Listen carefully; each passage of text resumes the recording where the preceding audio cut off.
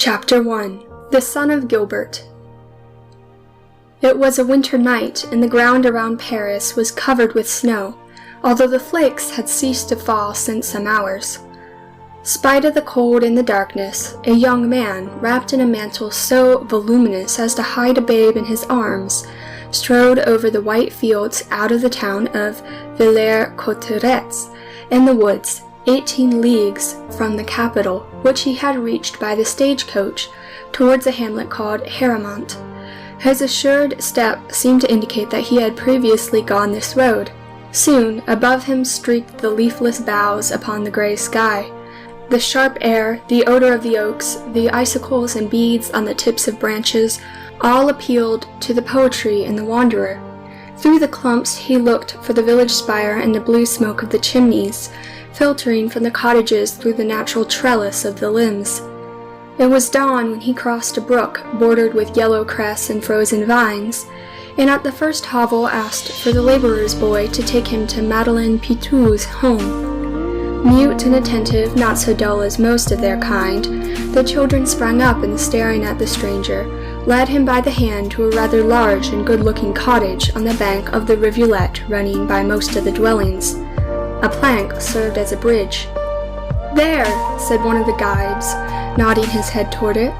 Gilbert gave them a coin, which made their eyes open still more widely and crossed the board to the door, which he pushed open, while the children, taking one another's hand, stared with all their might at the handsome gentleman in a brown cloth coat, buckled shoes, and large cloak, who wanted to find Madeleine Pitou. Apart from them, Gilbert, for such was the young man's name, simply so, for he had no other, saw no living things. Haramont was the deserted village he was seeking. As soon as the door was open, his sight was struck by a scene full of charm for almost anybody, and particularly for a young philosopher like our roamer. A robust peasant woman was suckling a baby, while another child, a sturdy boy of 4 or 5, was saying a prayer in a loud voice. In the chimney corner, near a window, or rather a hole in the wall, in which was stuck a pane of glass, another woman, going on for 35 or 6, was spinning with a stool under her feet and a fat poodle on the end of this stool. Catching sight of the visitor, the dog barked in a civil and hospitable manner, just to show that he had not been caught napping. The praying boy turned, cutting the devotional phrase in two, and both females uttered an exclamation between joy and surprise. "I greet you, good Mother Madeleine," said Gilbert with a smile. "The gentleman has my name," she cried out with a start. "As you notice, but please do not interrupt me. Instead of one babe at the breast, you are to have the pair." In the rude, country-made crib he laid his burden, a little boy. "What a pretty darling!" ejaculated the spinner. "Quite a dear, yes, Aunt Angelique," said Madeline. "Your sister?" inquired the visitor, pointing to the spinner, who was also a spinster. "No, my man's sister." "Yes, my auntie, my Aunt Angelique," mumbled the boy, striking into the talk without being asked. "Be quiet, Ange," rebuked his mother. "You are interrupting the gentleman."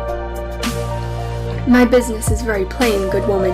The child you see is the son of one of my master's farmers, the farmer being ruined. My master, his godfather, wants him brought up in the country to become a good workman, hale and with good manners. Will you undertake this rearing?" "But, master—" "Born yesterday and never nursed," went on Gilbert.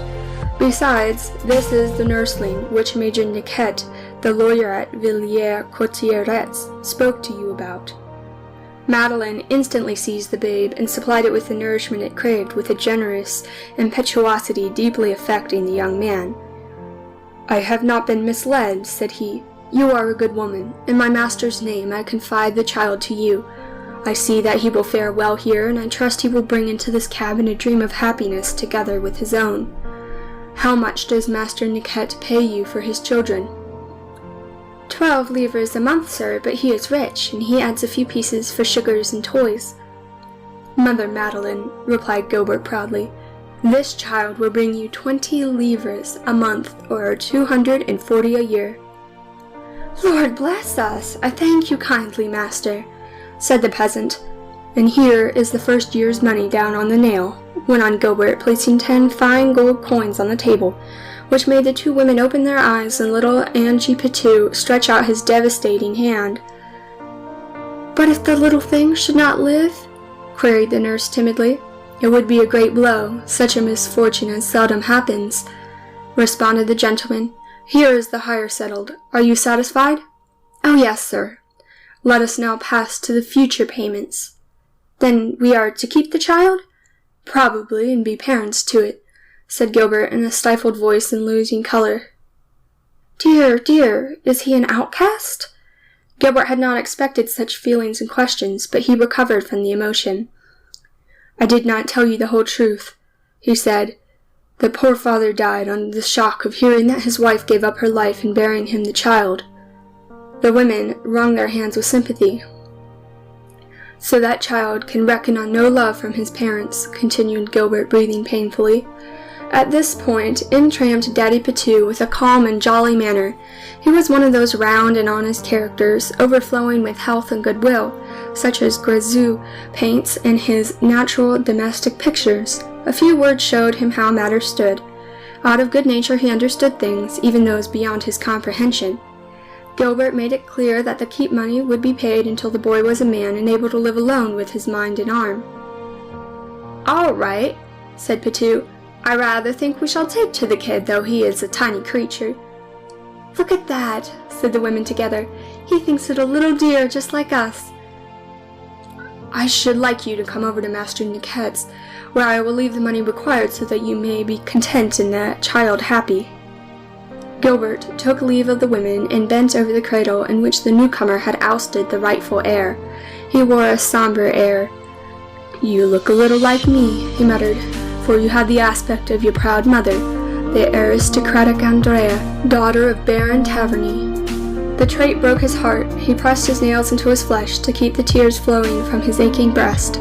He left a kiss timid and tremulous on the babe's fresh cheek, and tottered out. He gave half a louis to little Angie, who was stumbling between his legs, and shook hands with the women who thought it an honor. So many emotions oppressed the father of 18 years that little more would have prostrated him. Pale and nervous, his brain was spinning. "Let us be off," he said to Pitou, waiting on the sill. "Master," called out Magdalene from the threshold. "His name, what did you say his name is?" "Call him Gilbert," replied the young man with manly pride. The business at the notary's was quickly done. Money was banked for the child's keep and bringing up as became a farmhand's offspring. For 15 years education and training was to be given him, and the balance was to be devoted to fitting him in a trade or buying a plot of land. At his 18th year, some 2,000 livres were to be paid the nurse and her husband, who would have the other sum yearly from the intermediary. As a reward, Niquette was to have the interest of the funds. 10 years passed, and the Pitou woman, who had lost her husband while Ange was hardly able to remember her, felt herself dying. 3 years before she had seen Gilbert, returned a man of 27, stiff, dogmatic of speech, cold at the outset, but his mask of ice thawed when he saw his son again, hearty, smiling, and strong, brought up as he had planned. He shook the good widow's hand and said, "Rely on me if ever in need."